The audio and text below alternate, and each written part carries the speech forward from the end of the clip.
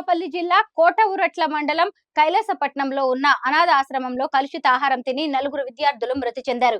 మరో 27 మంది అస్వస్థతకు గురయ్యారు. అనాథాశ్రమంలో జిల్లాలోని పలు ప్రాంతాలకు చెందిన విద్యార్థులు ఇక్కడ ఉంటూ చదువుకుంటున్నారు. ఆగస్టు 18న ఫుడ్ తో పాటు సమోసాలను పిల్లలు తిన్నారు. ఆ తర్వాత విద్యార్థులు తీవ్ర అస్వస్థతకు గురయ్యారు. దీంతో నిర్వాహకులు భయపడి విద్యార్థుల్ని ఇళ్లకు పంపించేశారు. ఇంటికి చేరిన నలుగురు విద్యార్థులు మృతి చెందారు. మిగిలిన 27 మందికి నర్సీపట్నం, అనకాపల్లి ఆసుపత్రుల్లో చికిత్స అందిస్తున్నారు. ఘటనపై డీఈఓ అప్పారావు విచారణ చేపట్టారు.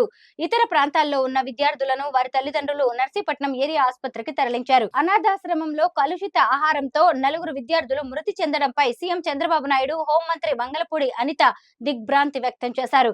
అస్వస్థతకు గురైన ఇతర విద్యార్థులకు మెరుగైన వైద్యం అందించాలని జిల్లా అధికారులు ఆదేశాలు జారీ చేశారు. అవసరమైతే అన్ని సౌకర్యాలున్న హాస్పిటల్స్ కు వారిని తరలించారని కోరారు. అలాగే చనిపోయిన విద్యార్థుల కుటుంబాలకు ప్రభుత్వ పరంగా నష్టపరిహారం చెల్లిస్తామని ప్రకటించారు.